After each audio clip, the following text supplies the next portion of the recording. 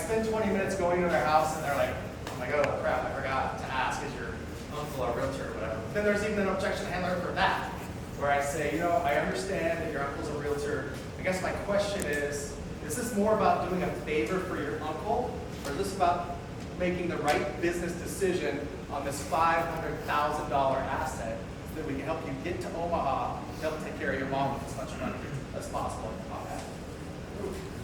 And that'll separate out. Sometimes people are like, maybe I don't need a listed plan.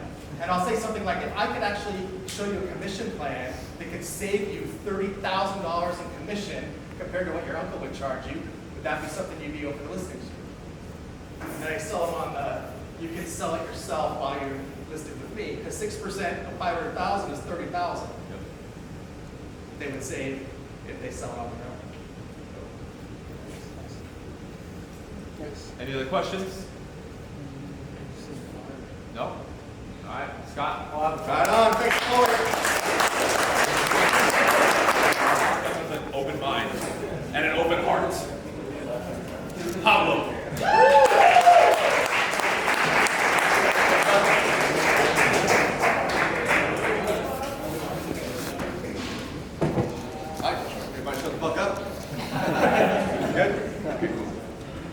My name is Sometek Patel Pactonal. That is my true name. All right? Now, who are you? Who are you? I want to start off by asking you this question, guys. Who are you? Without a name, without answering with a name, without answering things you possess, without things you've done, who are you? Now, of course, my host name is Pablo Rivera Espinosa de los Monteros. I come from Mexico City, and I am an image consultant. But the truth is that I'm more than that, isn't it? Now, anybody can here stand up and, hey, my name is blah, blah, blah, blah, and I'm a realtor, I'm a this and I'm that, but the truth is you're more than that, isn't it? You're more than that. We are all more than that. But the moment we are born, we are put in a box. We are put in a box that we did not choose. We are given a name, we're given tags all the time. We're being told what to do, what to feel, what to think, how to be, how not to be, who to believe in, what not to believe in. And that, my friends, is what I really do as an image consultant. I don't even like to call myself an image consultant anymore, because what I deal with is identity. Some of you know me, some of you don't know me, some of you maybe read one of my books or not. The core of what I do is identity. And this is very fucking crucial. This is fundamental for anything that you're going to do with your life. We're here with modern success. Modern success. It's supposed to be modern, god damn it. And sometimes all I hear is, I want to make money. I want to sell some houses. I want to do this. It's a bar right here. I want to do this. I want to do that. That's cool. That's fine. But who the fuck are you? Because your identity, my friends, will permeate on everything that you do, on the sales that you make, on the relationships that you have, on how you dress, how you talk, how you move, how you interact with the entire world. So that's why I start by saying, who are you? Most people don't even know who they are. They just think they know who they are, based on past judgments, based on, I'm a Christian, I'm a Jew, I'm a whatever, I'm an American, I'm a Mexican. And this is, you see guys, I wanted to talk about this beyond fashion, because people misjudge and people underestimate the power of an image. They think this is just about fashion, looking good, looking this, looking that. I couldn't give a fuck about how you look, literally. I joke around with most of you people. I started talking, hey, if you look like Shaq tomorrow, 50 push-ups. I was joking around, really? I do not give a fuck about how you look, man. Because I don't even know you. All right? I don't. However, of course, we understand, as being part of modern success, being smart people, when you walk around, you're already saying a bunch of different shit without having to open up your mouth. Yeah. This is very, very, very, very important. I hope that everyone here already knows about this, because I don't want to talk about that shit. I've been talking about it for years. I want to transcend that. And now I want you to understand that identity is the most important thing and one of the most crucial problems that we're facing as a society. Because if I identify myself in a very small way, I'm going to have a problem with you. And I'm going to have a problem with you and with you. Why? Because you ain't brown. So fuck you. You ain't Mexican. Or maybe you're going to have a problem with me because I'm not white. I'm not an American. I have an accent. Fuck you fucking Mexicans stealing all our jobs. Right? So this is the problem, my friends. Racism. All of this shit starts with an identity. A lack of a huge, big, expansive identity. I don't want to identify myself as something very small. I choose to identify myself with creation itself. Boundless, limitless. That way, I know that I won't have a problem, and that's when it gets really beautiful, when you can truly say, I don't give a fuck what you think of me, how I dress, blah, blah, blah, blah, blah, because I do not identify myself with something that becomes my own cage. Now everyone has a cage. That cage could be something huge, beautiful, made out of gold and silver and diamonds, but it's still a cage. Now if anybody here, if I told you right here, right now, that you cannot leave ever this room, what would you do? Even though we're busy, you know, Scott, oh man, we're here, fucking around, whatever, it's cool. But if I tell you right now, you can never, you're not allowed to leave, what would be your first reaction? Leave. Fuck, I'm out of here, man. Fuck it. You will leave. You see, we all have a prison in the mind. Now the mind, though, the mind is not only here. You see, when I speak about the mind, what is the mind? Anybody tell me, where is the mind? Where is the mind? Heart. Heart. Is it all around you? Somebody said heart. Most people think the mind is up here, but no, this is only a tool that is mostly made out of demons, made out of bullshit, made out of unwanted chatter and that doubt that you have, which is making you lose deals and not have confidence to wear fucking fire suits like Bryan, like me, whatever, and walk around and say, fuck you, motherfucker, whatever, fuck, because it's like that little voice inside the brain, like, oh no, I can't do it, oh my God, what are you going to think, blah, blah. That is not the mind, my friends. But that is where the first bars of the prison begin, all right? The mind is made out of 3 parts: gut, heart, brain. Did you know that we have neural links and neurons inside the gut and the heart? You can actually think with the heart. You see, I started in image consulting because I love fashion. I always love fashion. You know, some of you know the story or not, I used to change 5 to 6 times a day when I was a young kid, and my mom would get on me like, because I would just love looking at myself like, damn, I look good, look at me. Woo! I loved it, literally. And then the truth is, and this is the first time I'm going to say it in public, all right? The truth is, I had a lot of insecurities. I grew up with a lot of fucking insecurities. Thinking that I was ugly, thinking that I was fat, thinking that this, like everyone else, all right? But I was very, very insecure, up to the point that I wanted to kill myself and actually tried to commit suicide, all right? 2 times. Fortunately, my mom saved me, whatever. God, whatever you want to say it, right? And then that's when I started realizing that, you know what? Fuck you. You know, it's right now in my mind, in my head, I'm seeing it. All of you watching me right now, when I was a young kid, I was literally picturing the world like everyone was against me, like everyone was judging me, like everyone was like, right? And then I said, fuck it, fuck all of you. Now I'm going to become a better version of myself. Now I'm going to teach you, I'm going to show you how great I am. I went away from my home when I was 17 years old, and I started putting myself out there, because when you go to a place where nobody knows you, you feel more free, isn't it? You feel like, hey, nobody knows me, I can do what the fuck I want to do. My identity got shattered because I was in a different place. And I started to move around, I started to play with myself. Not in that way, but I was like, oh shit. But sometimes, everybody, you're okay, but spiritual.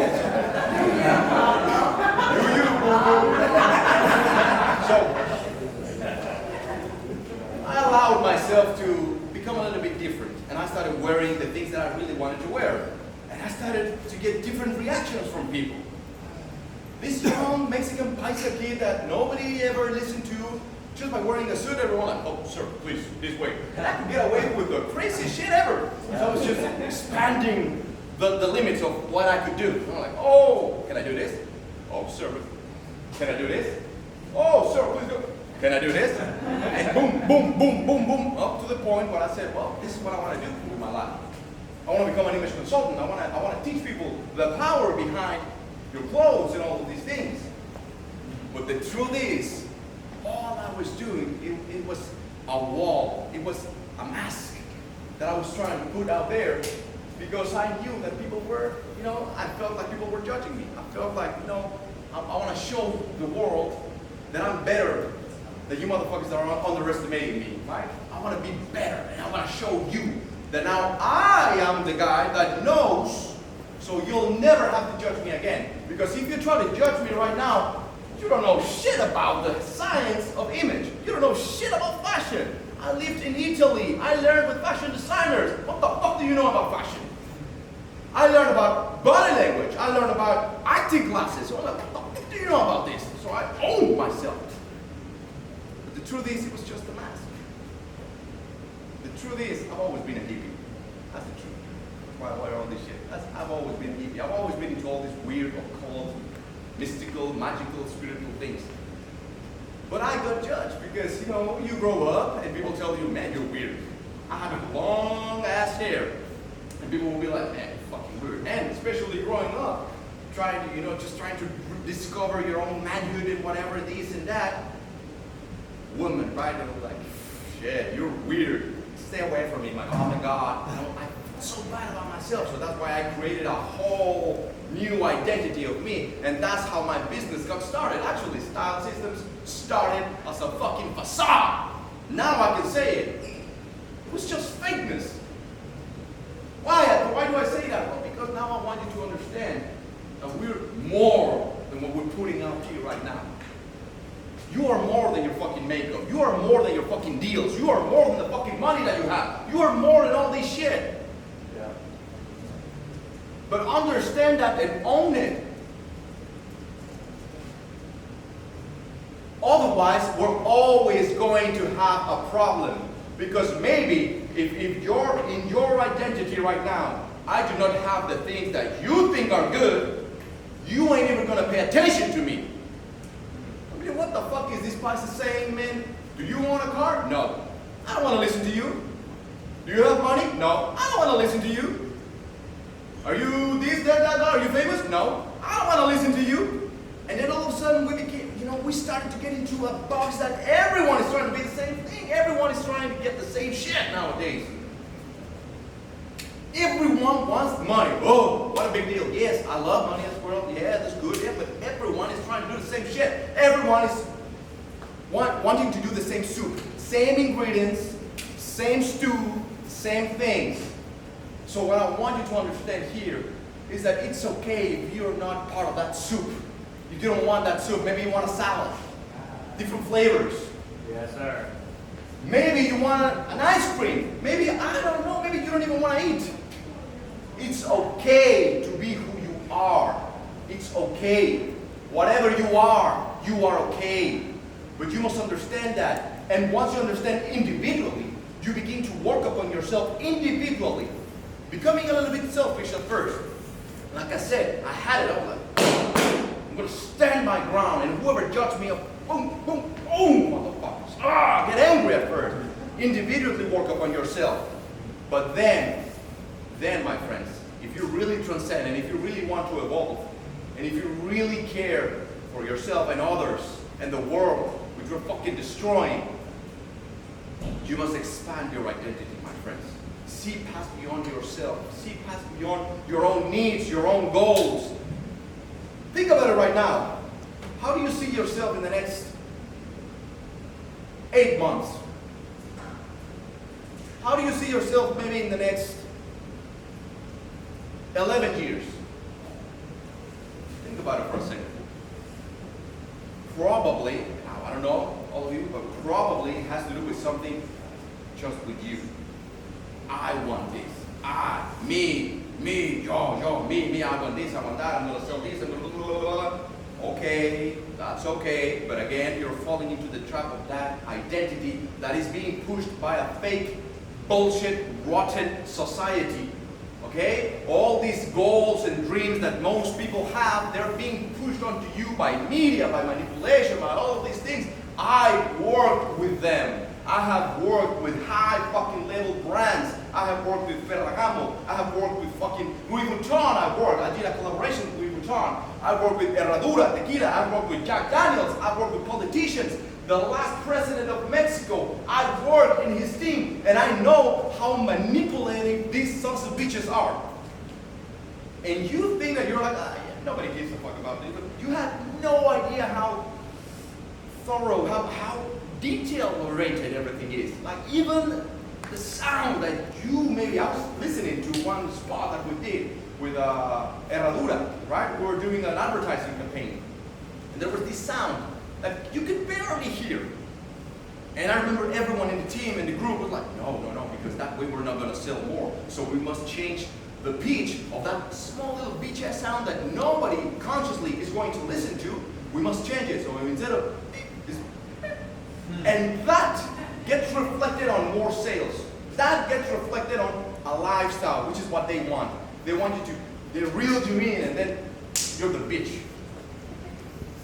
So again, my point is, I want to break all these patterns and false identities and masks that I know that each and every one of you has. I know it, and you know it as well. We are all here presenting the best version of ourselves. Oh, how's business? Oh, everything is great. I'm doing great. No, man. Everything is shit about you in Mexico, and I don't give a fuck if I say it. Why? Because my identity is passed beyond the money that I make. I don't make the clothes that I have that I don't have, the things that blah, blah, blah, blah, blah. I'm passed beyond that shit. And if you like it, good. If you don't like it, leave.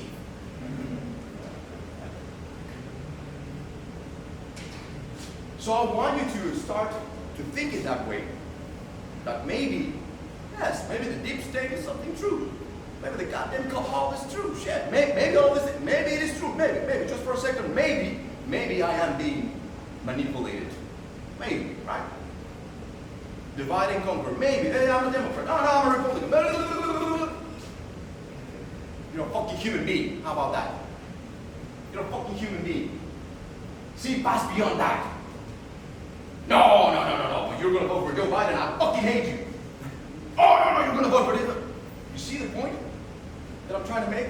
It's this constant nonsense of, no, I'm with this, I'm with that, I'm this, I'm that, blah, blah, blah, and we lose track of who we really are, and we're human beings, we're part of fucking creation, we're part of this, my friends, this, well, this is not real, but shit.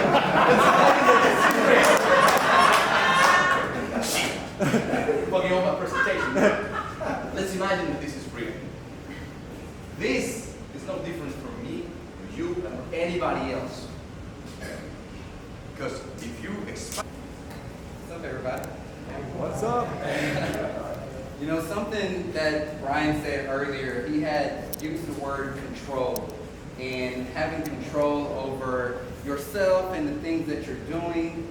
And it sent me back to a place where I was early on in my real estate career, and I was out of control. Like everything was out of control. And it hit me one day. I was at my apartment. I was getting ready for an open house. And I was a lot younger than I am now, but I didn't have a lot of money. I was wearing a big oversized suit. The sleeves came down to like here. And I was getting ready for my open house. I had this listing for a while, and I was determined to sell it. I said, this is gonna be the weekend that I sell that listing. I had held it open every single weekend, but this was gonna be the one. So as I'm walking out of my apartment to go ahead to this house, my lights turned off. And I was a little confused why they turned off. My head wasn't in the right place, but then I snapped back to it and realized they turned off because I didn't pay the bill. Nonetheless, I said, I'm gonna go do this open house and I'm going to sell this house today. So I drive probably about 45 minutes on a fourth of a tank of gas to get to this house. And got there, opened it up, First hour went by, nobody came into the open house. Second hour, you want to write who is to get that task done. Okay? I know every time I say that to a lot of people, they say, well, I'm the one that's going to have to get it done. And I'm going to talk to you about that because that was very important for me. I felt like I had to do everything, but that's not really the case. And then you want to set a priority level for it. A priority level. A, B, or C. To everything that I put on my to-do list in my morning meetings has a priority level. A is anything that I need to get done before the end of the day. So that day, before I close my eyes at night. B, within the next 48 hours. So that day, the next day, whenever, but it needs to be done within the next 48 hours. And C is just before the end of the week. Just before the end of the week. Why did I do this? I had another moment. This was later in my business, but I had another moment when I was getting home at night and I was completely worn out. I was tired. I was just like, what is coming of this? I didn't feel like I was making money still, but I was busy all the time and busy all the time. So one day I decided to do this little exercise, and this really helped me out. I would encourage, if anybody's feeling like that, feeling like you're doing a lot of work, you're busy all the time, but you're not seeing the results that you would hope that you would see by now, I would do this exercise. I took a sheet of paper and I folded it in half. And for a whole week, I wrote down on that left side of the sheet of paper every single thing that I did. Whether it was sending an email or a text message or running to go buy some stamps or anything like that. I wrote down every single thing that I did. And on that right side, I wrote down everything that I had wanted to do. And then I went and looked through the list. What actually got done, what didn't get done. And it was crazy because I was doing all of these things that were on this list, but they weren't really the best use of my time. Has anybody ever felt like you're just doing stuff and it's not really worth your time? Sure. Yeah. So guess what that led me to start doing? This is number 2. It led me to start time blocking. Everybody talks about time blocking, and time blocking is extremely hard, but I had to master this because my money wasn't adding up to my time. So here's how I break down my time block calendar. I made it real nice and simple. I color coordinated. Okay? So I have a few different colors in my calendar, and I do this every single week. My first color is green. Any activity that leads to me making money. Okay? I can pretty much do this activity and I'm going to make money that day. That's going to include my door knocking, cold calling, expired listing appointments, buyer consultations, things like that. Those are the money activities. Then there are those yellow activities. Those are the things that may lead to me making money, but I have to do them. So marketing, putting things out on Facebook, Instagram, all of that good stuff. From there are the purple activities. Purple activities are those things that you want to eventually start to delegate to other people. Okay, these are the not so best use of your time items. From purple, there's the blue. Okay, blue are those things that you have to do for your personal life. I was letting this section take over things. You know, oh, I got to stop and go to the dry cleaner, or I got to go do this and go do that. When nowadays, there's a time and there's a place for them. And then lastly, there are those red activities. Those are the things that you really shouldn't be doing. For me, my little red activity was going out. I was always going out. And I mean like to the club, like legit going out. I was always going out, you know. I would get a phone call, it didn't matter what day of the week it was, you know, and I asked my same little questions, who all going, what time, we get the table, you know, it's just ridiculous stuff that I really shouldn't have been focusing my time and energy on. So I would put all of these activities on the calendar and I would assign colors to them. And guess what? There weren't enough green activities on my calendar. And that had to change. Okay? I had to change my activities to where I can start doing more money-making activities and then start delegating all of the other ones. Okay? So that brings me to number 3. I got really good at outsourcing. I am the outsource king nowadays. If there's something that I just don't truly believe is worth me sitting down, whether it's 5 minutes or 5 hours and doing, I don't do it. And outsourcing was scary because we all say, you know, I'm going to be the best at it. I'm going to do it the right way, and I don't want to have to train somebody. But it turned out to be the best investment of my whole career. So I realized that I wasn't an expert in a lot of areas. A lot of areas that we have to do as business owners in this business. You know, we have to market and run Facebook ads and all this kind of stuff that honestly I wanted to know how to do, but it was going to take me longer to learn how to do that activity than to just click 2 buttons and outsource it to somebody else. So this website became my friend, Upwork.com. Upwork is a website full of freelancers, full of people just wanting to work for you, and they work for really cheap prices. I mean, I got a lot of things done for less than $10. And I started bringing on freelancers. I started with them growing my business behind the scenes while I can just focus on those big money-making activities. Okay? Once I did that, I had my time block calendar. I knew what I was working on. I had my daily meeting, and then I was outsourcing all those activities that I didn't need to do. Business exploded. Business exploded. But I had to do those things, and I had to get really good at them before I could start building a team and growing that team the right way and sending us on the right path.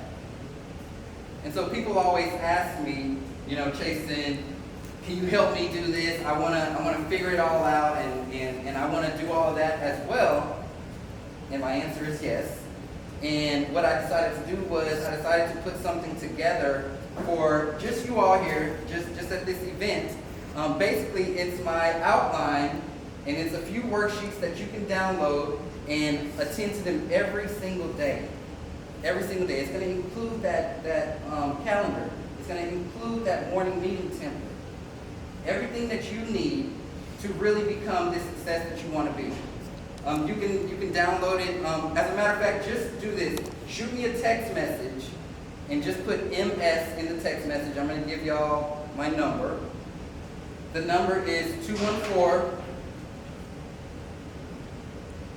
214-933-8055. And just shoot a text message there and just put MS in it. You don't have to write a paragraph or anything like that. And then you can get that message.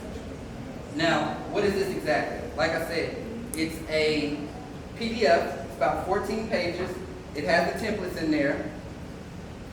What it will allow you to do is it will allow you to become intentional about your day. Those activities. It'll allow you to take a really good look at what you're doing in your business and what needs to be sent out for somebody else to do.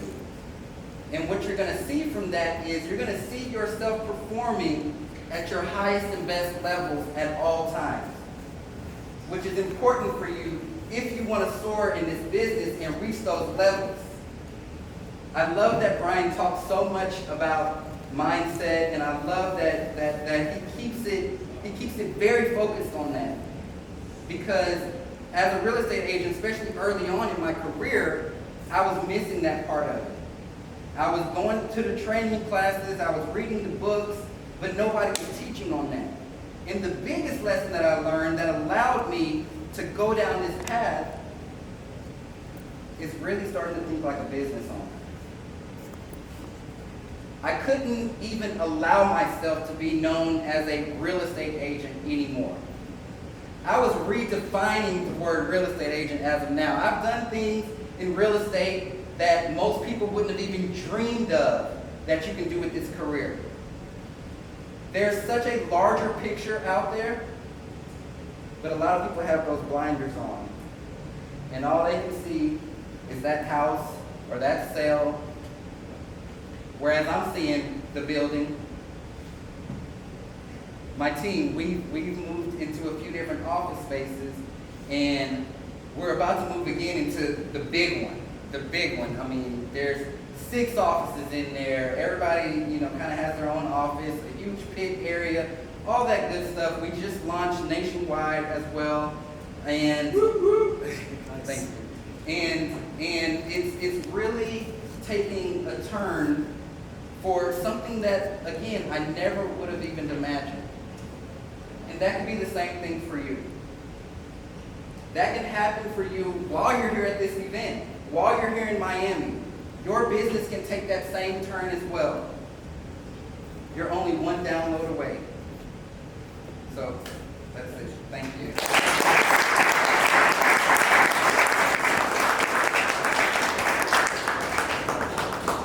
So you said anything that takes like 5 to 10 minutes, like it's going to take you more than that time if you try to outsource it. Do you have other factors that you use to determine what you're going to spend your time on? Because I'm someone who's very like good at learning a lot of different things, so I have time to do like way too much, and I'm right there. That's exactly where I am right now. How else do you determine that? Like, what is that? Great question. Yeah, so I'm a big believer in focusing on my strengths. If it's not a strength of mine, I don't really try to dabble in it too much. I believe in taking those things that I'm an 8 at and taking them to a 10, than something that I'm a 2 at and trying to take it up there. So really closing that gap and knowing that it's okay. You don't have to be the master at everything. I've been in the product since February this year. Yes. I am Paula Aponte. I am in Lakeland, Florida. I've been in Modern Success since September 28th of 2019 to be exact. I just looked it up yesterday. And I'm also recently with TBC. Awesome. My name is Craig Moore. I've been in Modern Success since November of 2018. I'm also a real estate as well. My name is Brett Voorhees, real estate agent, Team BC, up from Jupiter. Last MS event in February was my first one. Been in MS for almost a year now. Cool. I want to start with Craig. Tell everybody a little bit about the money management system and how that really transformed everything for you, right? And before you start, if you guys know, when you join MS, you get access to a bunch of modules, and one of them is the financial and money management system. And that's so important because that's the foundation for what we do. If you don't get your money right, it doesn't matter how much you fucking make. I know guys who make millions, but they spend 5 million, so they're always in debt, and it doesn't get you anywhere. So you're just as broke as the guy down the street who makes $10,000 a year. And it's one of those discipline things.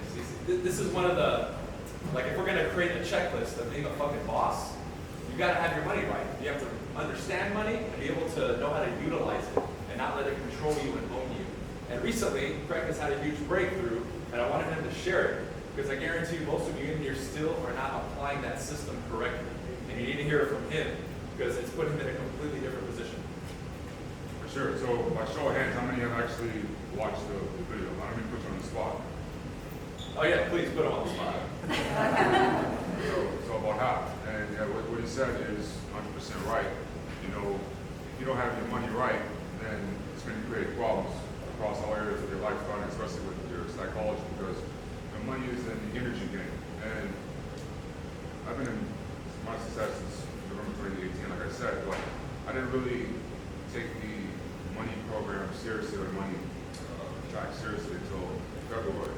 That was about a year and a half of just winging it, as far as money is concerned. And when you don't really take money serious, money's not going to take you serious. So about February, I was like pretty broke by average standards, right? I didn't have much money, and I was pretty attached to doing simple things like taking an Uber or eating out and stuff like that. It really stood out to me, right?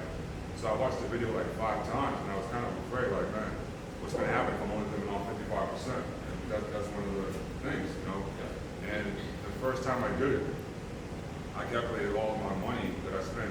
So I started it in like June of this year, and I calculated all my money that I spent in May and that I made, and it was 99%, which is way over what the program says, 55%. So I was at 99, and you can see how if you spend all your money, how that can be a stress on you when something pops up, flat tire, or even an emergency in your life, right? Now, did you know you were at 99% before you actually ran the numbers, or no? I didn't know where I was at. I kind of was just going week by week. As money came, I spent it, and that was kind of the life for me. But out of mind, out of sight. Remember that. Yeah, exactly. So getting the system going and living under 55%. Some months I even, like I speak of all the time, it was like 20%. And you really realize how much money you're wasting on stuff that you don't need. Like I've been able to live the same life, but still have a lot of money left over just by following the system. So when you're spending an extra 50, 60, 70% a month, what is it really going to?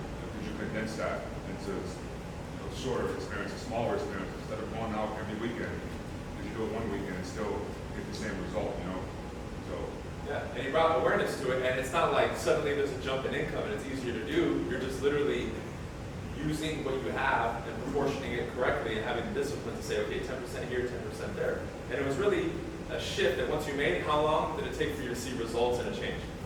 The results came in like the first month. Like when I messaged him too, after the first month, after June, when I did the percentage and everything like that, and it was like 25% that I spent of all that I made, I was like, I looked at my Excel sheet and I was like, damn, I did all that. I was able to fit all that into 25% of what I made. And that's when it was like, oh, like damn, like this is real. You can live off 25% and still, pay your bills, still go out, have fun, still travel the world, and still be able to put money aside.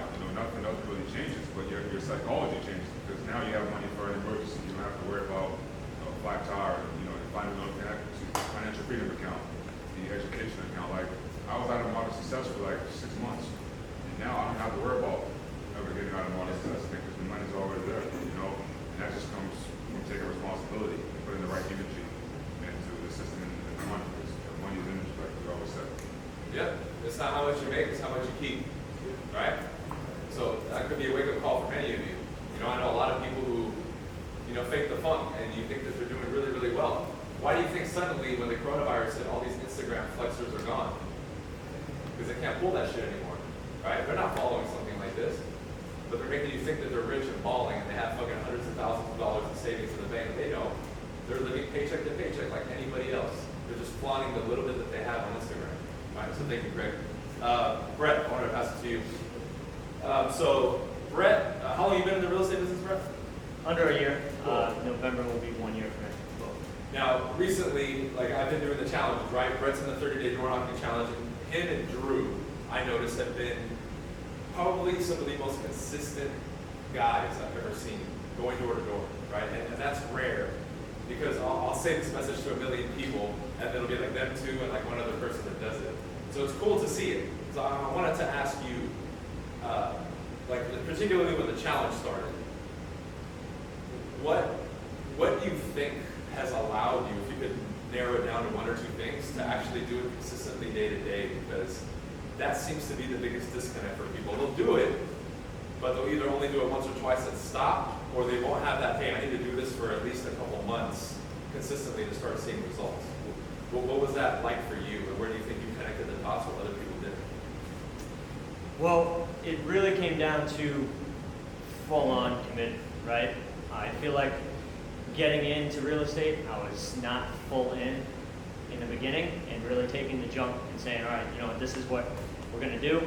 It's not really about, no one cares that it was raining. No one cares that you didn't iron your shirt. No one cares about any of that. The fact that you go every single day, that's what it's actually going to take. So if you want to go twice a week, you're not going to see the results, right? We know BC's hit the doors, but he's hit them so hard, and that's why he's gotten the results, right? It's abnormal what he did, and the results were also abnormal on the back end. So really it was 1, full-on committing, and 2, just accepting that you're going to have to work through these to really level up. not only in business, but also just from an individual standpoint. How is, so how long do you think, aside from the challenge, how long have you been consistently door knocking, do you think? Really, it was like the first day of the challenge is Okay. when it really jumped in, yeah. Now, how has your confidence as an individual progressed in just a short amount of time? Prior, I think I was a mess, to be honest with you. So I remember the first day, little backstory, the first day, and I already lined up the house that I was gonna hit. The first door I knocked on, I was just praying this guy does not open the door. I was a mess, I was sweating. 3 doors down, it was fine, and I was rolling. And then I did the 100, and you feel so much better after doing the 100. You speak to a lot of people, you're like, all right, cool, you know what? Tomorrow I'm gonna do the same, and you're still gonna get, still to this day, the first 2 or 3 doors, sometimes I'll have jitters, but after the 2 or 3, I'm cruising, I'm fine. It's, like I said, really committing and accepting the fact that you're gonna have to work through these kinks to really up your communication and up your skills. How have you noticed, because, we layer the teaching a lot. So like for a door knocking interaction, it's not just the words that we say, it's like the body language, positioning, smiling, what you wear. Have you noticed how much more effective those things are versus just the script that you say? That's what's crazy. Just wearing this suit, you notice, and Pablo touched on it too.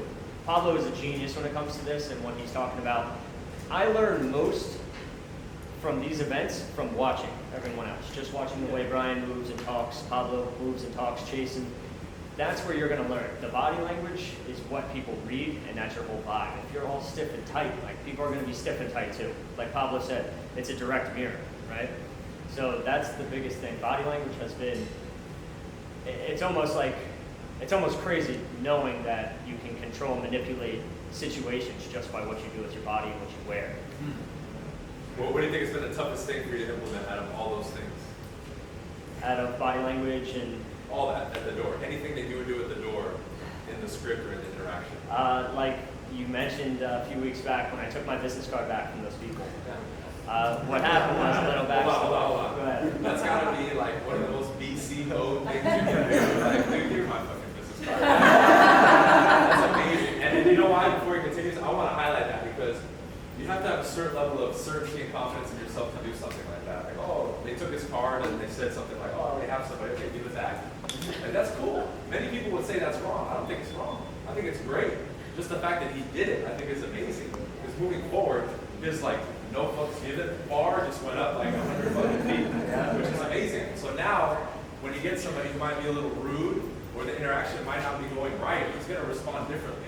That's why I like that. Right? So you look at one particular moment, one action taken that causes a ripple effect moving forward. Right? And those are the particular moments that you look for when you door knock, you cold call, and you do presentations. Is that those are the moments where I'm like, yes. That's why I talked about that moment so much. Because to me, those are like the level up moments where you earn your keep and you climb the ladder, we can say, of this game. It's stuff like that because you're being tested, and that's a test. And responding that way, I could have given you a million ways to respond to somebody saying, oh yeah, I already have somebody, right? And you chose, okay, give me my card back. And the person gave it to him. It wasn't like they were surprised. It was like, okay, that's great. What a great takeaway. Cool. And I just wanted to highlight that because maybe some of you are here or some people in the group are like, man, why does he keep bringing that up? That's huge. Because that's a confidence thing. That's how you carry yourself. He's going to be that one agent in his market who does that, which is, I think is awesome. Yeah. All right, so the backstory, right? I'm out knocking, I'm like 20 doors in, and every time you leave a door and you forget, you got the email, but you just didn't ask for the number. You would have gotten it, but you didn't ask. So you're like, fuck. So I'm going along, I knock on a door, and this is like the dream, right? When you get this on the phone, it like stuns you for a second. When someone's like, yeah, I'm actually thinking about selling next month. And that's exactly what happened. I was like, oh, sweet. Pulled out my card. I was like, great, let's go ahead and stay in touch. I know you're busy. Because he was on a phone call, and he took my business card. He was like, oh, well, actually, I was in the mortgage business, right? Gave me the runaround. I actually have some friends. And I was like, all right, no problem. I'll take it back. And that was it. He gave it back. And then a few doors down, there was a pink house. I think this is the story I told.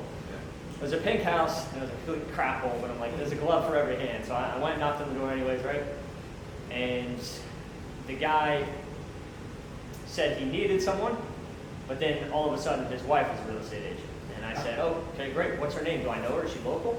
Oh, well, so I asked for my card back again. He was like, oh no, well I'll keep it. And the reason why that pisses me off so much, like I actually got pissed off because you know they're not gonna put that on the fridge and call you back, right? The chance of that happening. And Ian, I was talking to him in the Zoom call, and he was like, you know what? I don't even carry business cards. I don't even carry business cards anymore. I handed out like 5,000. I never got a call back. So really, it's about the connection that's more important than anything, right? And everyone's willing to take your business card because that's their way of getting you off their front porch. So just because they took it doesn't mean you're going to get the call. And that's what really started to aggravate me. But I'm aggravated because I know it's my fault that I didn't get their phone number, that I didn't get their email. Right? And you're not going to bat 100%, but I know it's just upping my skills. But that's really where that came from. It kind of started to piss me off, to be honest with you.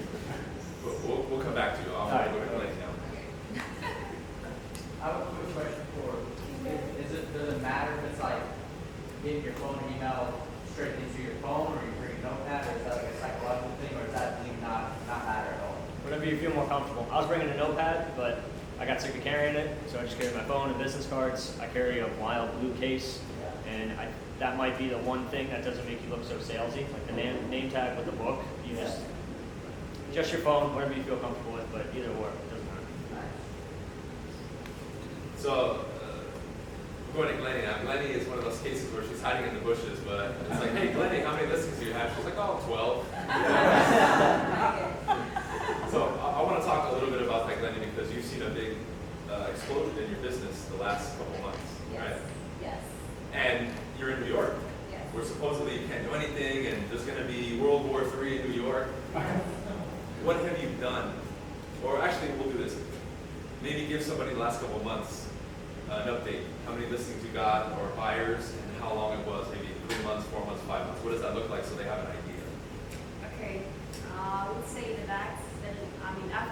I would say my business took off after when everything started, pandemic and COVID, and I believe that being on this group is what really helped me to take it to the next level, because without this group of people, I don't think that would be possible.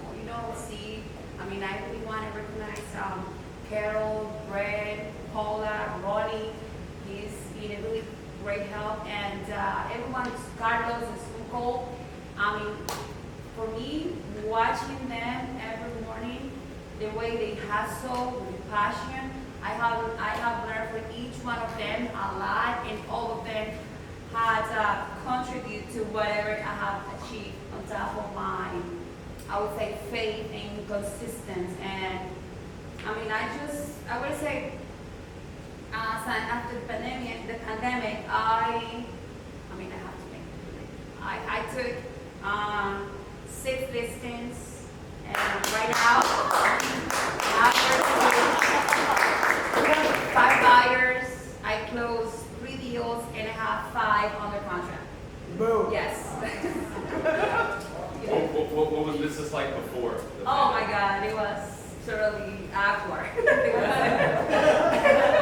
I used to make phone calls on my own. I didn't know what I was doing. I was just calling, watching YouTube videos online, and just do the calls on my own without role playing. And after, I didn't say that, but I was in the group. Actually, I joined MS last year. When I quit my job, my 8 to 5 job, and I joined the program thanks to Jose. He told me about the group, and I said, why not? He told me it will definitely change my life, change your life. And he was right.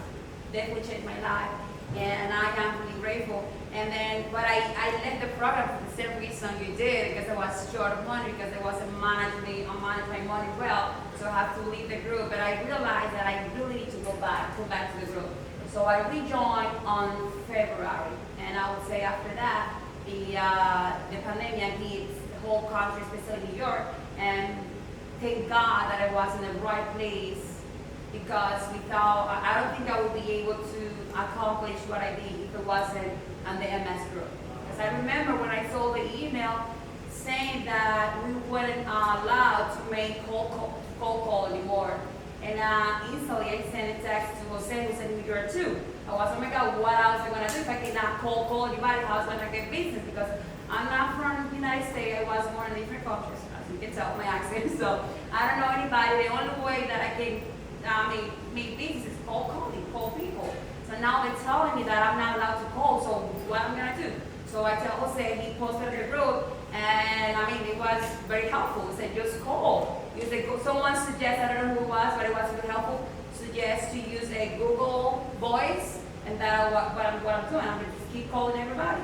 Every morning from 9 to 1, 12, whatever, I'm on Zoom call every single day. Just committed with just consistent faith and just, consistent hours. That's just all. Yeah. But tends to grow, yes. Consistent effort. Yes, consistent effort. So now that you've been more consistent, you've been role playing, how has the presentations been, listing presentations, all that, has it been a lot easier? It's been easier, yes, because when you practice, you are more prepared, and that helps always your confidence. So you feel more comfortable when you prepare. That's what I want to say. Perfect. Now, out of the listings that you got, what were they? For sale by owner, expired? Expired for sale. Expired for sale by owner? Yes. Yeah. Yes, that's it. You got some competition, Scott? I like it. There we go. That's all I have, expired for sale, yes. We'll come back to that. Paula. Are you a full year in yet, Paula? August 2019 was Officially? official. When it's full time? Yeah, Okay. So How many, just a little how many deals do you have under contract right now? right now 6. 6. How many have you closed in the last month or 2?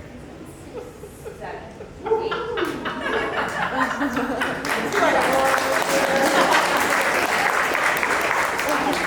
So the question is, how? How are you doing it? I mean, aside from being a part of TBC, obviously. Yeah, pretty much. It's really a combination of everything. I've worked my business for me a couple different ways. Obviously, back in October is when I really just started for the first time with cold calling. I've done several different challenges. I will say, like upfront and honest, like I'm not nearly as consistent as like Carol with cold calling or Glennie is cold calling. But I do buy some leads for my buyers. Leads is how I'm getting buyers. I really love working with buyers, as you know. But I would say about 40% of my business is listings, and that's all been from cold calling. I'm about to get, I think, hopefully a listing signed, and I think I just passed one on to Drew. It was kind of like a double door knocking listing that I got 2 listings from one door. And so yeah, it's been like really a combination of those 2 things. Prospecting. What do you think allowed you to get so much business right away? Because a lot of people will have the opportunities, but they slip away. And you're putting so many deals under. I mean, at one point I think you had like 11 or 12 pending. I had like 9 Yeah. was the most. Yeah. Yeah, Which is crazy for a brand new agent, right? Yeah. We have very few examples in here of people doing that. One of the things that I actually learned from Chasten a while back was, if you don't have a system in place, you're going to fall apart. So having a system in place is what helps me, because you can have all the deals going on, and if you don't have any systems in place, then it's just going to come crumbling down. You don't have to be able to manage it. So being able to have systems in place helps me be able to manage having all of those deals, and then continue to prospect and do different things and work different angles. Cool. We'll go back to Craig for a second. Why do you think people wait until they have no other choice to make the financial choice to actually follow the system? Because that's universal, by the way. Have you noticed that most people will wait until they have to make a choice to make a change? Like, we won't be like, oh yeah, money's good right now, I'm going to implement the money management system. No, you wait until you can scrape 2 pennies together, and you're like, fuck, okay, I have to do this shit now. Let me watch the video again. Why do you think you waited, or most people are waiting until that position where they have to? And then what kind of happened for your mind to finally say, okay, I need to get my shit together? Yeah, there's a couple answers. And the first one is because nobody else is doing it that's around you. So I think when your friends and family are all living the same way that you are, it's kind of easy to just slack off and say, oh, well, they're doing it, so why should I switch it up? And then the second part is, eventually you get tired of being attached to money. You get tired of having excuses. I mean, when I left Modern Success, it was $97. Yeah. And that's like a phone bill. So if you're in a position where you can't pay a phone bill, then that's a problem, because that's only $100. So what if something bigger happens in your life? Then what? There's certain things that you can't get away from. You know, if you have to get a medical procedure, you can't not get that done. You have to get it done. So when I got in that position where I was pretty broke, it was like, man, I don't want something bad to happen to me that I won't be able to handle. So at that point, I was like, all right, I got to watch this video again, and I got to figure out a way. It was already figured out for me, but I have to implement that system so that small little hiccups in my life didn't throw me off. And I could have anything happen to me right now, and I could just go into the emergency account, and I'll be fine. I wouldn't have to worry about bills or money success or child or anything. So it's about not following what everyone's doing, because as we all say, do the opposite of what everyone else is doing, right? Which is taking care of your money and managing it properly. You know, not just spending it, doing whatever. You know, there's a consequence for that. So taking care of your money, and then also getting tired of being attached to it. That's the worst thing. That's the worst feeling. You know, having to worry about when the next check is going to come, when the next deal is going to come. You know, that attachment will throw you in all types of different directions that you don't want to be in. And you know, the first step to getting rid of that attachment is taking care of your money. So, You know, another thing I want to ask you, Craig, and we'll go to Brett. Is because I know we've been discussing it recently, a lot of like your beliefs have changed and you see the world a little bit differently. How have you been able to deal with that? Because I mean, we've all felt it here, right? When you start changing the way you think, you join this program, maybe you start pulling away from your family a little bit, right? And it might mess with you. How have you been able to stick with what you're doing? Like what you got to do, your business, right? But at the same time dealing with that, because that paradigm shift is very difficult for people on a mental level, and it kind of puts them in a spin. like the family stuff and all that. Yeah. Well, it's funny that you asked that, and I forgot this, but I heard 2 lines over the last week that have to do with money. And then the first one was from this girl that I was around. I don't have any relationship with her. It was just a friend, right?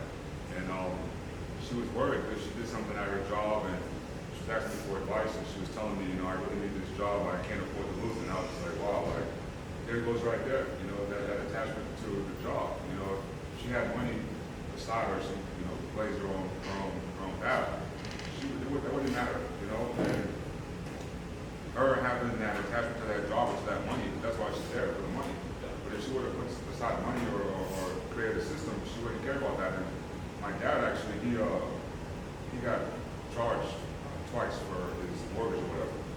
And he called me and was like, man, I need my money back. I cussed the bank out. Like, they didn't do anything to you, you know. And obviously it was a mistake, but him needing that money at the time was like, it's not that big of a deal, you know. It's just a couple $100, you know. And if he would have not been so attached to the money, not needed as much, then that probably wouldn't have bothered him, you know what I mean? And it comes from, it's really deep rooted, you know. And I really can't pinpoint it, but when it comes to family and friends, like you were saying, it's your money, it's your life. Like, when you run out of money and you're broke, it's just you. They're not broke with you. You're the one who's broke. But when you're wealthy, you're wealthy, but they want to be wealthy with you, right? Everybody wants to share the highs, and nobody wants to share the lows. So keep that in mind, that when you're running out of money and you can't pay for modest success, or when an emergency comes up and you have to scrape by, you got to put it on credit cards or whatever's going on, or your lights go out, like Jason was talking about. Nobody's in the house with Jason when his lights go off, it's just him. And when the lights go on and all the glitz and glamour is going on, of course they'll be there, because everybody wants to be there when it's sunny. Nobody wants to be there when it's raining. So that being said, if your family and friends are all telling you like, oh, you should come out this weekend, all that, and you know you're about to go over that 55% mark or whatever you set me. So, you know, tell them that if the ship sinks, you're not going to be the one drowning. You're not going to be the one in deep water. And see how fast they change. There's not really much that they can say to you, because again, it's your money and it's your life. They're not going to be the ones dealing with the repercussions of the decisions that you make. So, Brett, this one's for you. So we're 3 weeks into the door knocking challenge? Yep. Have you gotten like a listing yet from it? No. Okay. So what keeps you going then? Because that's the pivotal point where people will stop. So it'll be 3, 4, 5 weeks in. Oh, I haven't gotten a deal yet. What keeps you going? That. He's been through it. He's been through the ups and downs. You have to go. And from my understanding, I was told it's like a 3-month turnaround, sometimes even longer. Everyone's path is a little different. So knowing that, all right, you know, if I commit to 100 doors, 200 calls, 5 days a week, weekends I can do whatever, I I normally read and get ready for the week, iron my shirts or whatever. But 5 days a week, just committing to go hard. Give it 6 months, and then you're in a position to maybe make a decision. But until then, I feel like, and I was guilty of it too, just quitting too early. You know, you don't see something quick, and we hear it all the time, but yet we keep doing it to ourselves. So just realizing and paying attention to what other people are telling you. What does your morning look like before you start door knocking? So I wake up, my workouts, I normally work out twice a day, so I wake up, I normally go for my run, I come home, take an ice cold shower, I'll eat breakfast. Normally You hear that? Ice cold shower for everybody in the room. Right, and the reason for that, to touch on that really quick, the run and the shower, who wants to do that right when they wake up? But they're the two hardest things that you have to do. And right after you do those, by the time that's done, many people aren't even awake yet, and you're ready to start your day. So that really just starts the tone, because I've realized in door knocking, it's really your attitude. How you approach the door is the biggest factor in getting their number or getting a deal and having to take your business card back. So, I'm sorry, what was the question? The morning. Right, Until you door knock. morning routine. Right, so I wake up, cold shower, run, I'll come home, I'll make breakfast, and I will get dressed and just head out. I'm normally out there by roughly around 9. Typically, I haven't been holding myself to the standard that I wanted to, but I want to start at 9 every morning. But typically 9, 9:30, and I'll go till 12. But here's the catch. I commit to 100 doors. So if I get out there at 10:30, so I'm being a little bitch, I'm not finishing until 2 o'clock. So really just starting that standard 9, typically till 12, 12 or 1. And honoring your commitment and your word is what keeps you on the next day. It makes it easier, right? Yeah, because Bryan, no one knows if you went that day. You can dress up and just take a live on the street and then go back inside your house. But like, you know for a fact, in 6 months down the road, if you're not knocking, that's going to show. They're like, all right, so what's going on, right? So it's really just holding the commitment and holding the word with yourself, keeping the word, and that'll trickle through everything else you do. Let's go back to Glenn. My favorite New Yorker. Hey. When the pandemic started, because you said you transitioned from a full-time job, you quit it, and you got into real estate. What led to that decision? How did you make that decision? Did you just hate your job? Did you really want to do real estate? Because most people will transition part-time and do real estate part-time, but you went, I quit. No, I was just tired, being tired. I mean, I just wanted to change my life, and I knew that it wasn't, I knew deep down that I was able to do more, and I can have more, and I can accomplish more, and if I can do more for myself, I can do more for others. And I wasn't content. I knew something wasn't right. I mean, going to 8 to 5 job. It wasn't going to take me anywhere. So I wanted more. I wanted all my life, my schedule, and just achieve all that I want to achieve. That's it. How scary was it the first couple months? Oh, it's still. It was very scary because I quit my job without any money, literally. I closed the deal. I got my license last year on August, I guess.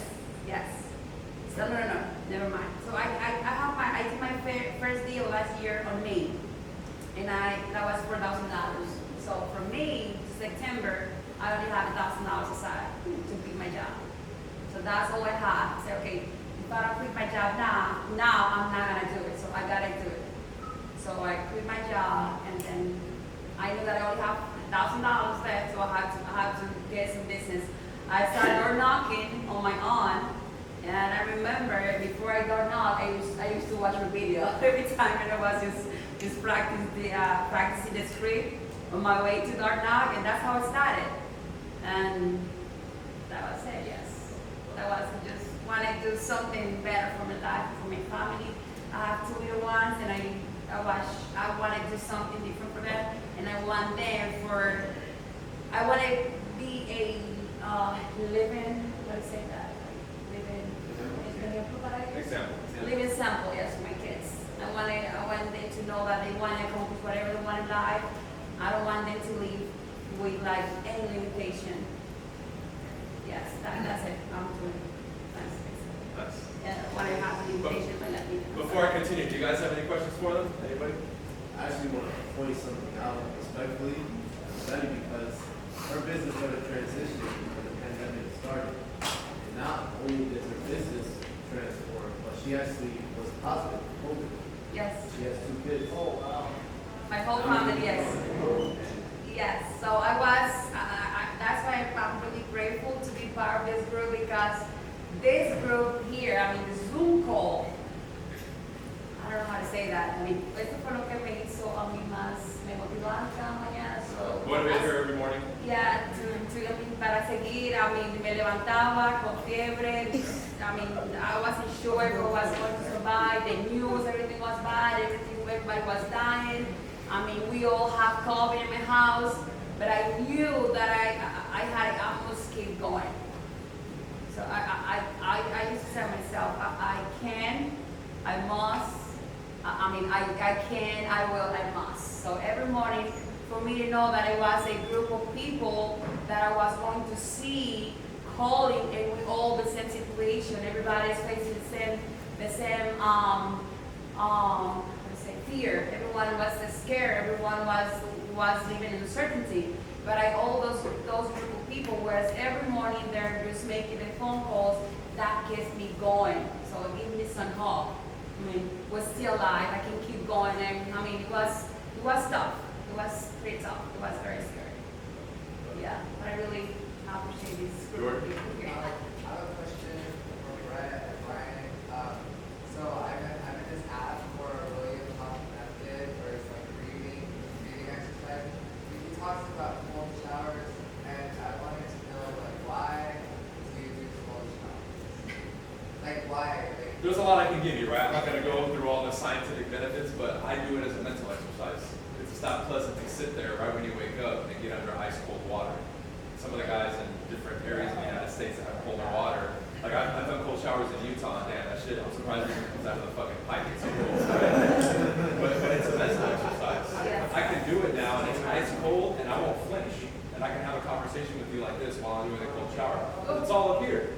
But in the beginning, I would have been like, right? I would have been like, don't talk to me, right? Now, it's different, but for me, I like pushing myself and doing things like that. Because how strong can I really say I am if every day I'm not getting out of my comfort zone? If I just live a comfortable life, to me, that's boring. So that is more mental for me. There's a lot of other benefits, but for me, that's the main kind of scope, you can say. Because what better way to start your day than boom, attack your comfort level right when you wake up. Right when you wake up. So I don't know if Brett wants to add to that, but that's really my whole goal and thing with that. Same deal. It sets the tone. And no one does it because they don't want to do it. You know, besides all the benefits it might have, right?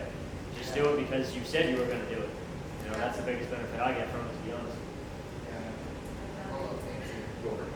Any other questions, guys?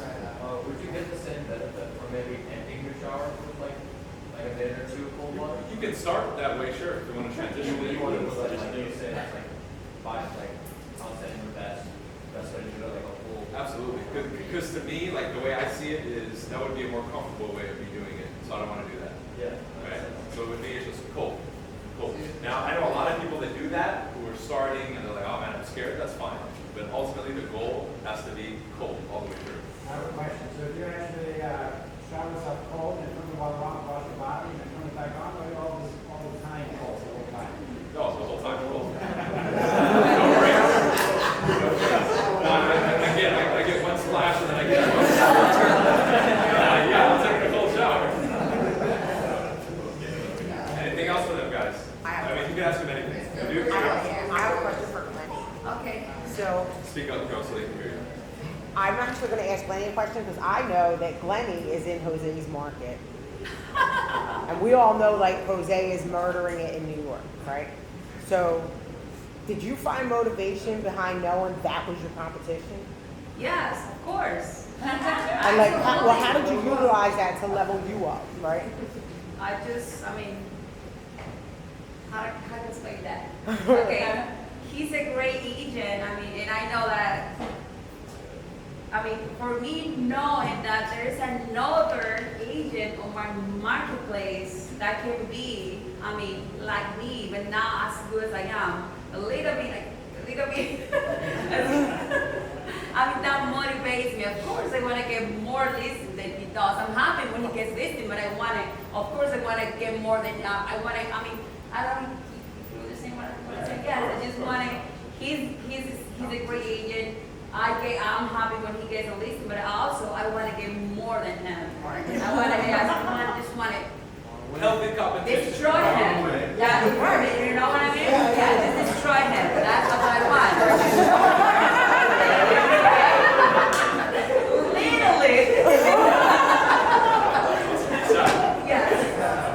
That's it. You said she's gonna stomp Jose. Yes. That's it, yes. Johnny, you had a question? Yeah. Yeah, I just want to make a comment on what Greg said about money. I just wanted to comment about what Greg mentioned about, for example, one of his persons that was sick, his girlfriend or whoever. She mentioned about, oh, I need to get this job, get this and that. And I made the connection in that once you do plan to manage your money properly, you're free from any, attachments. Because in my example, I'm not there yet. And I try to live my post and add that attachment to, oh, I gotta do this in order to get out of here because I feel like I owe something. And once I do have that stability, I'm definitely going to feel free. And I don't have to, just because I feel like I owe them, I'm just going to have to listen to what they tell me to do or how to think. I really, because I feel like I own something. So I'm living in a house, in the food, I'm doing everything.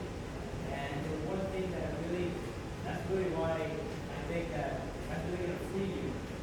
Once you do manage your money, it's going to free you from banks, it's going to free you from any and all people that you feel like you own something, but you don't. Right. Good observation. I definitely agree with that, and something that you said about eating food and stuff like that. Once you show the universe or whatever the deity that you believe in that you can handle it, you're going to subsequently get further and higher in life. You're going to get more tests. So enjoy the process because once you cross that bridge, there's no going back unless you intentionally do it. Like, I'll never get back to the point that I was at before. Once it becomes a part of your being, your everyday life, there's really no going back. So where you're at right now, just take it for what it is, because once it's over, it's over. Unless you purposefully go backwards, which I don't think you're gonna do, or anybody else is gonna do.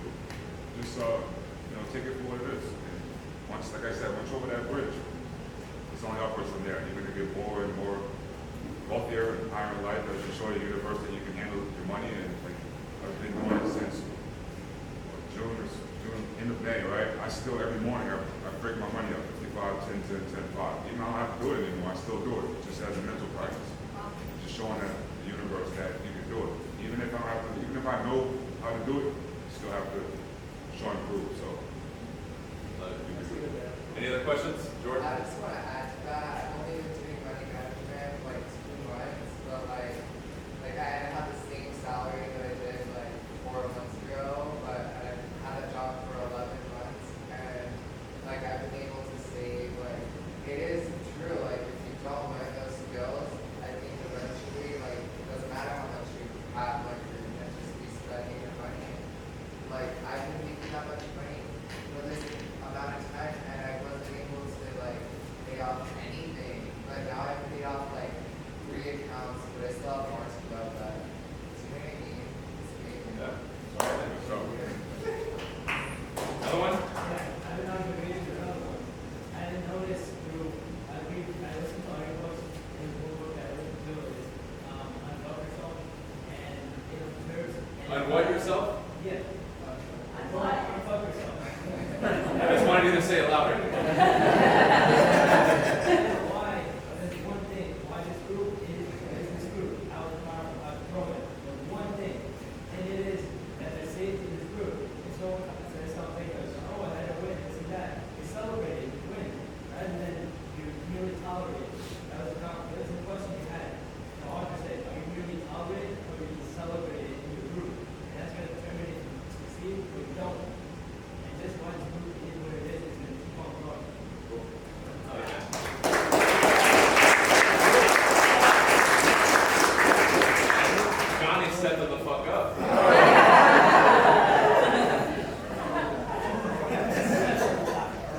Any other questions? No? All right, that's it for panel number one.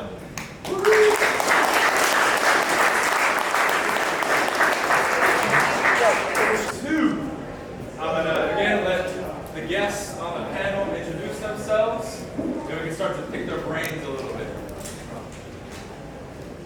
Modern Successors, I'm Aaron, entrepreneur, broker, Alderman Realty out of South Georgia. Zach Allen from Spokane, Washington, which no one's ever heard of. And I am the owner of the Dream Team of Spokane. These are some of my guys. And yeah, that's who I am. Brunel, founder of Fortune 800, been in Modern Success since about November of 2018, and I'm just tearing it up. Daniel Dominguez from Houston, Texas. Been with Modern Success, it's been, I think, almost a year, July. Well, it's been over a year, obviously. I started, maybe I'll tell the story later, but Oh, go ahead, start. When I first started, I got my license. I was like most everyone. I didn't have any deals. I didn't know how to get money. And I'm like, man, what am I gonna do? So I don't know if that's what most people do, but I went on YouTube. I'm like, how do I become a realtor? What do I need to do? And BC popped up. And there's so many people on there, so you have to sort through who you want to go with. And so I went through a couple people. I saw BC on there, and I'm like, let me see this guy. He has a fly suit or a jacket. He's talking all that. I'm not buying it. So I'm like, all right. I take the script that he's using on there, and I go on. I've never had a listing ever. I cold call with that same exact script, and I get a listing. Let's go. With his script, and I was doing KW. So KW, at the time, they make you go do like the training and stuff like that.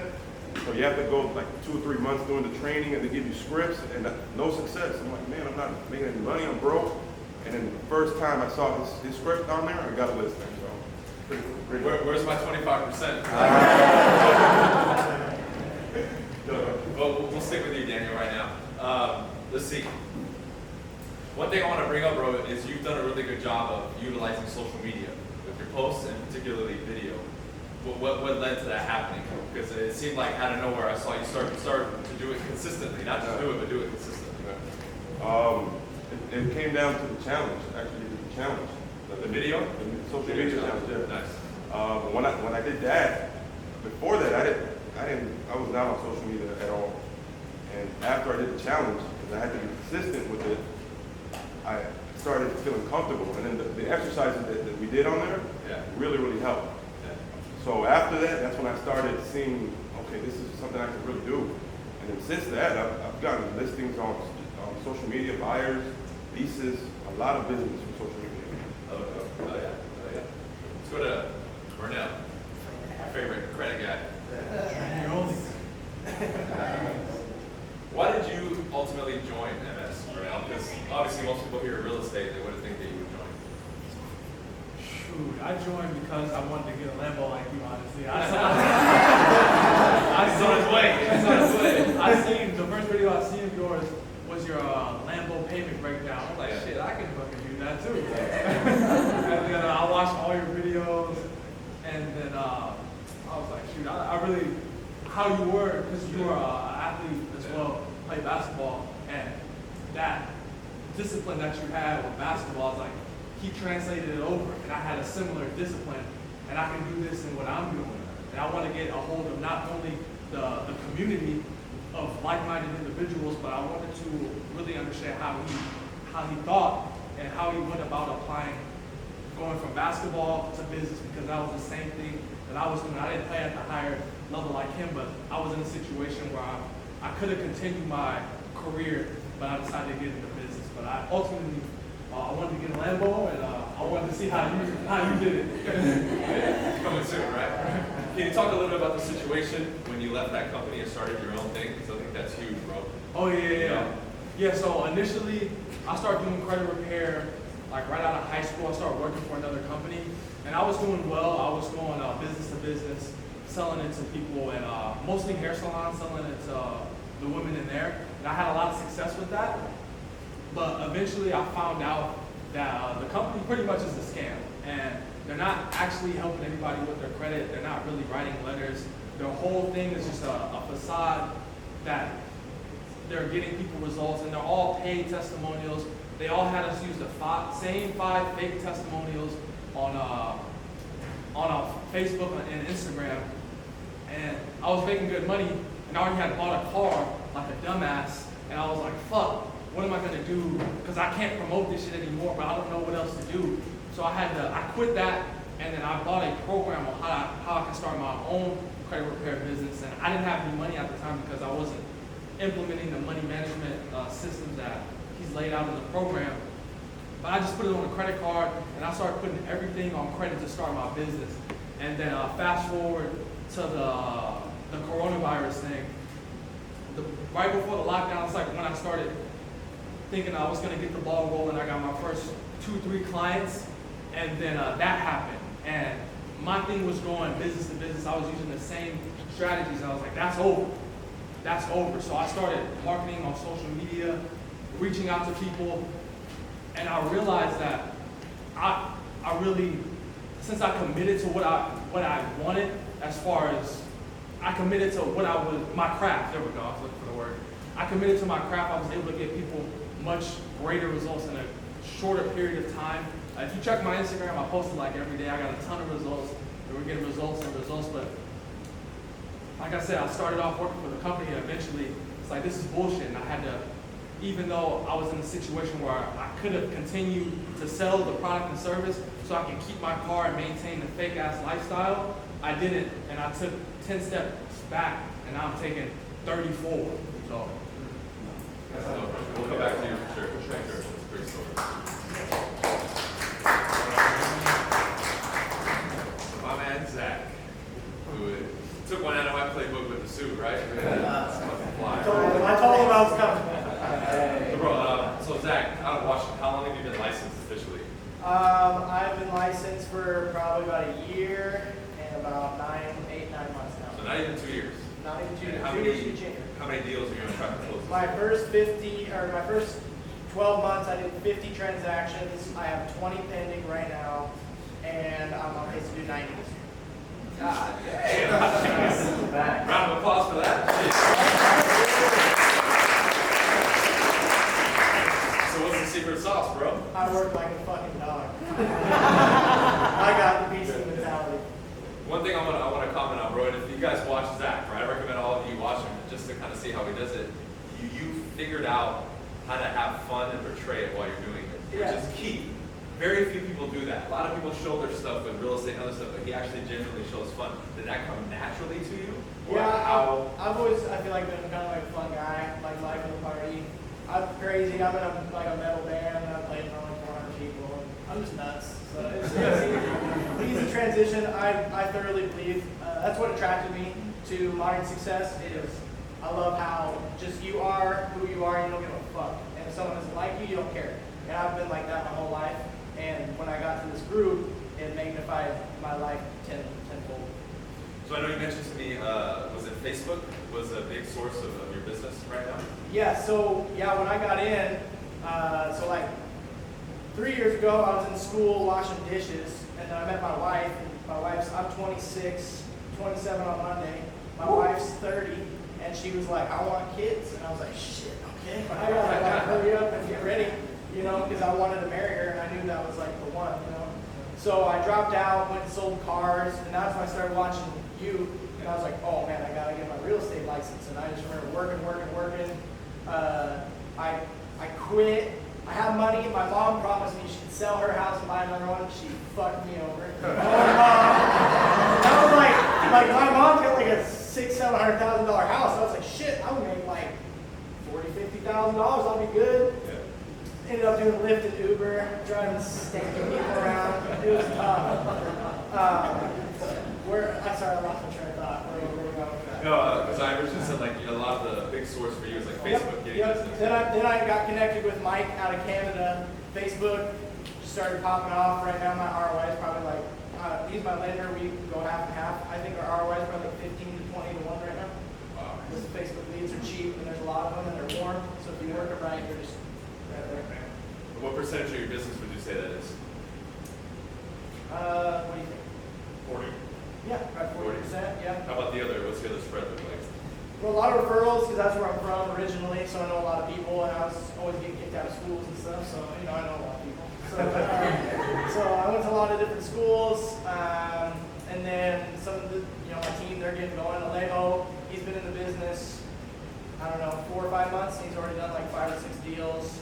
Evan's only just turned 18, he just got his license, needs to pay for his stuff. Nick's been in, how long have you been, 5, 6 months? Yeah, about 4 or 5 months, yeah. Done a deal, already has some in the pipe, so I mean, they're starting to roll. I started this team 3, 4 months ago probably, and I think by December we'll have about 13 people.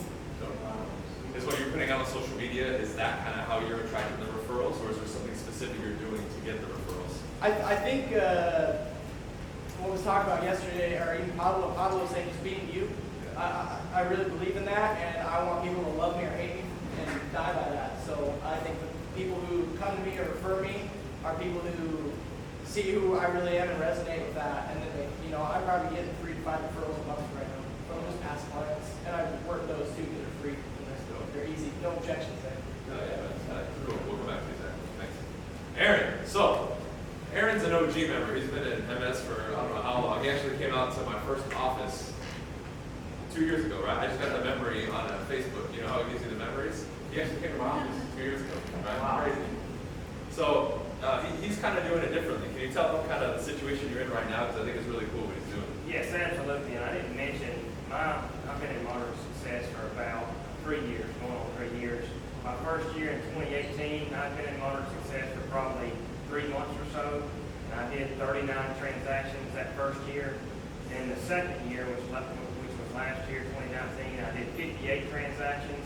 And I've always been one big on systems, even since an earlier age. I wanted to build one business, do the day-to-day, figure it out, and put systems in it as I would do them, and then move to the next business.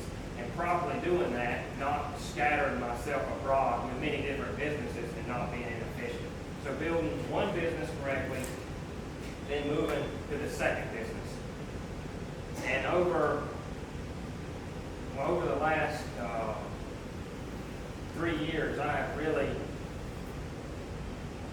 evolved more into myself, become more of myself. I actually have a used car dealership as well. Started that back in 5 years ago, back around 22 or so, and really implemented the systems into that. So for the first year or so, I was on the ground going to the auction. I have a partner with that. He had worked at a car dealership previously. We basically, myself and him somewhat wrote the systems. Once we did this for about a year, wrote the systems. We have 9 employees with that business now. And then transition, and not to confuse everyone, but back at about 21, I actually went to Connecticut, went to Subway school, wanted to purchase a franchise, see how it worked. I hopped in it. After being in it for a couple months, it really seemed like a lot to me for where I was at that time with my mind. So at that point, I chose to sell, transition out of it, thought I'm going to figure this employee thing out and get back to it. And then right after that, I actually moved into the car dealership and then the systems, then started Alderman Realty, my company, about a year or so after the used car dealership. And then from there, recently I actually opened a new company, 10X Properties LLC, and that's like a rehab business. We actually have several flips going right now, but over the last probably 6 months, I've really started to work to transition myself more out of working as an agent. I have a licensed assistant now, and just when leads come in, because I am having quite a bit of referrals, pushing them to the licensed assistant or other agents in the office, and not continually to place time on that, because I'm looking at managing it as a whole more and not continuing to do the day-to-day operations. So where do you see yourself with all that in about 2 years? Yes, continuing to do what I've been doing. I've been to many seminars, of course, been in Modern Success, and continuing to do a lot of reading and continuing to build a business, then get out of it, and only working if I choose. And I mean, that's where I'm ever headed, leverage and scaling, and then ultimately helping others, giving them a fast pass to what I felt took me some time, the grind mark of just doing it. Let's go back to Daniel. You guys have any questions so far for any of them? Oh, we do. Wait, I'm sorry, Eric, did you say rehab, No, fix and flip, like rehabbing a property, fixing it up. oh, okay. You thought rehab, like, Yeah, like. I have a problem, I want to go to rehab. If you're not real. That was gonna ask. See, but that's a great thing, because many of us, when we speak to our clients, we use words like that thinking they get it. But if I throw rehab to him, he's like, what the fuck, you think I'm a junkie? You know what I mean? He's gonna get offended. So that's why I've always told you guys, the language that you choose to use has to be simple. All right, so I'm glad you brought that up, bro. Yeah, I just want to ask for another question. So I know you mentioned you were previously in a company that was changing shit, and but you're still living the way you're showing money, the cars. Why are you deciding to leave when you're going to lose everything, not be able to afford the car, a nice car? Like, why'd you leave? I just couldn't do it. I can't. I don't want to get over on anybody to get money. It's just not me. That's why. And all the other shit don't matter. That can be replaced. Ethics thing, right? Yeah. I'm not gonna fuck anybody over knowingly. Yeah, right. Right. It's like many of you, like I'm sure many of you have had like listing appointments where I've had them where people are just signing and I'm like, whoa, let me show you what you're signing. Yeah. Where I could have stuck in 8, 9, 10% commission and they wouldn't have said shit. But to me, that's an ethics thing. I need to let them know, hey, plus I'm saving my ass for later. Because when they get that package from escrow, they're gonna be like, what the fuck did you charge me 10%? Get the fuck out of here, right? So you have to always, there's a thing here, right? Carol showed it to me. Honesty is the only policy. I think that's a great thing. Honesty is the only policy. We have to be upfront with people. How would a person who is not a good person or in a desperate position, what would they do? They would do something like that. Keep selling even though they know it's bad, or sneak in a commission because they know they can get away with it. A top level dude who runs a clean operation isn't going to do that. So that's, I'm assuming that's kind of where Brunel's coming from. And that's been my policy from day one.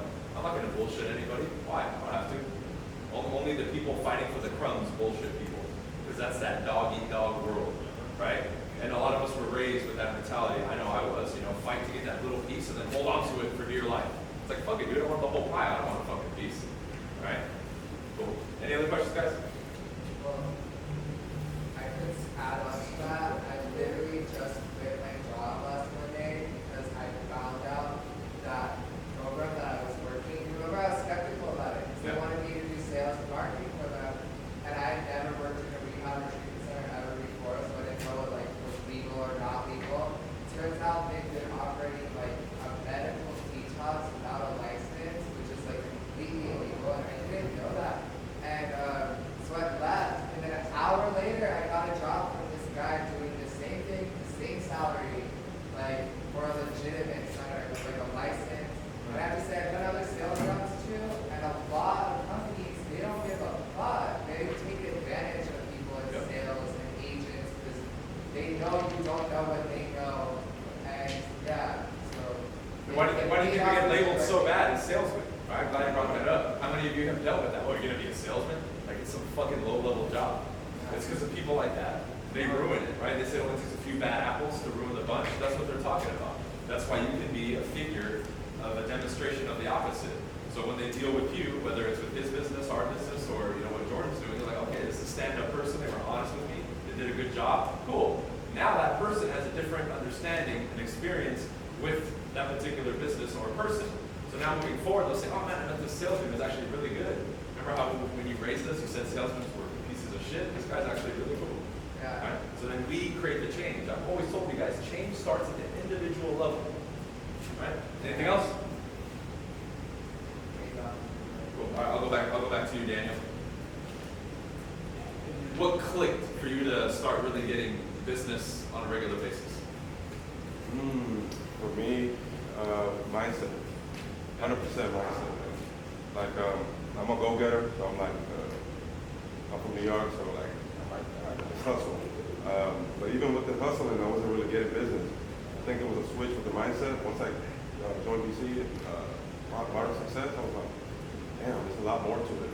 It's not just, because you can see one thing, and it can look like it's a a done deal, but your perception, the way you actually see it is, I think, a game changer when it comes to real estate.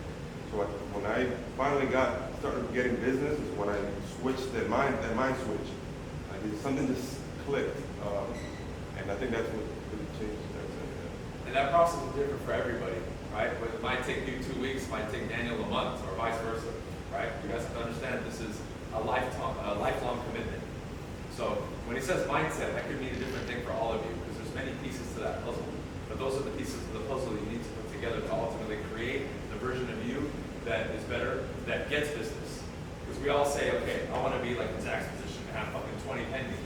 Well, you got to be a better version of you as an agent and as a person to get to that point of having 20 pending, or to get to 50 or 100, right? And that's how you have to think of it all the time. So that goalpost is always right there, right? Go back to Burnett. You know, a really cool post that you made, Brunel, was when you were shooting a video and you said like you had, like right before you launched your book, you were thinking about not doing it anymore and you were really sad. Yeah, I think it's like, yeah, like you had like $10 left or something. Yeah. Can you talk about that? Because that moment for me was key because number one, a lot of people would never show that. But number two, that decision he made there is what changed everything moving forward. Can you talk about that a little bit? Yeah, so my book ended up getting pushed back a couple of weeks because of the whole coronavirus thing happened. And I was dependent on that to make a little bit of extra money.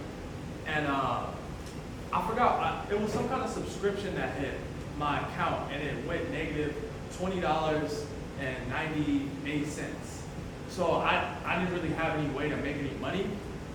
So I downloaded like one of those food service delivery apps, Postmates, because I had did it before in the past, and I thought I still had an account, and I did. I went out and did it, and I came back and I did like 5 of them. Ended up going from like negative 20. I think I had like $10, $7, something like that in the bank account. And I came home and I just cried because I thought I was done because my whole thing was going business to business and getting business that way. I didn't know what the hell I was gonna do. But then I look at everything, after I stopped feeling sorry for myself, I look at everything as like a marketing opportunity. Now, my publishing company wouldn't let me price the book at $20.98. I had to price it at $20.95. But if you go on my website, it's $20.98. So when you purchase my book, you're not just purchasing the book for the information. You're purchasing the message and what's behind it, and what I had to go through to get that information. And that made my sales like skyrocket. When I started mentioning that, like, oh, I had negative $20.98. Now it's my message. Everything is a marketing opportunity. So like how the whole thing with the scam company, like I use that as a marketing opportunity rather than feeling sorry for myself. Now I can position, okay, I used to work for the big guy, the big company. Now it's us against them.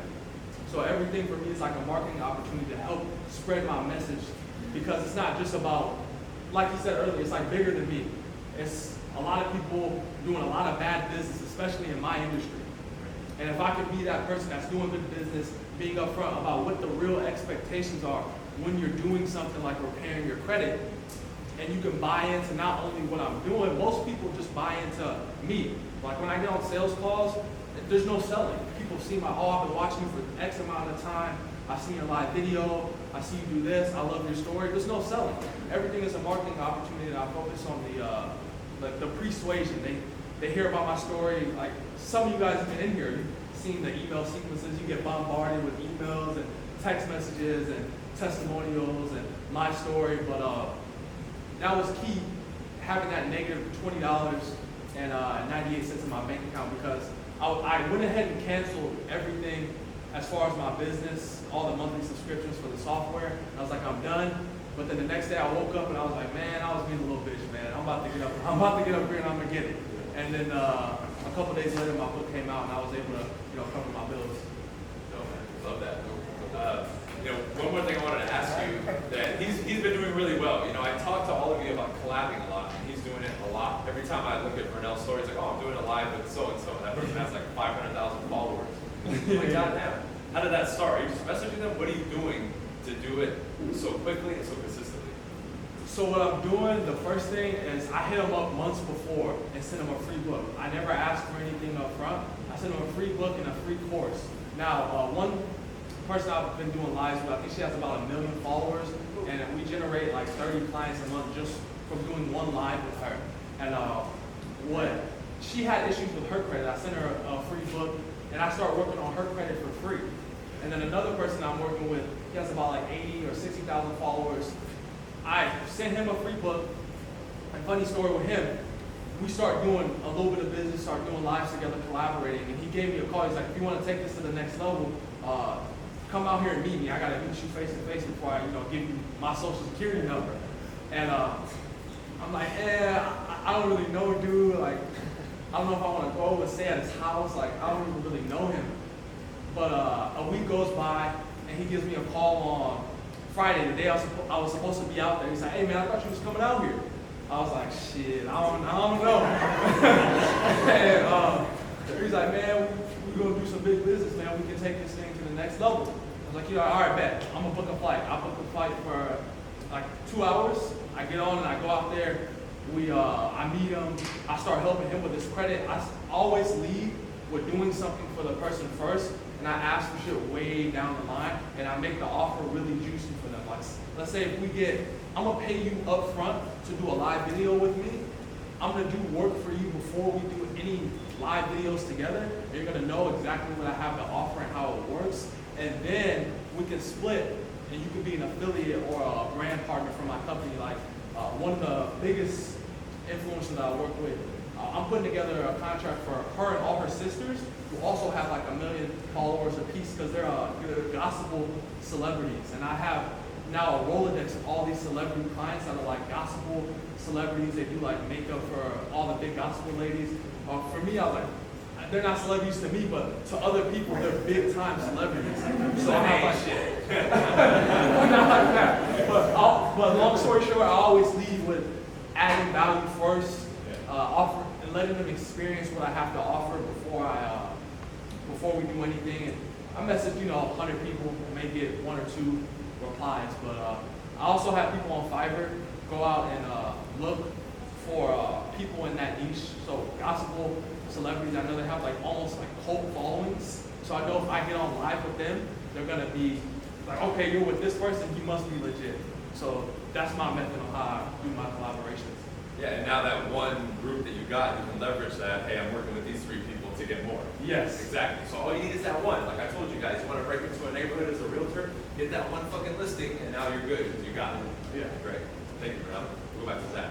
Zach, one thing I want to ask you, it's rare to see somebody start a team so quickly and grow it so fast.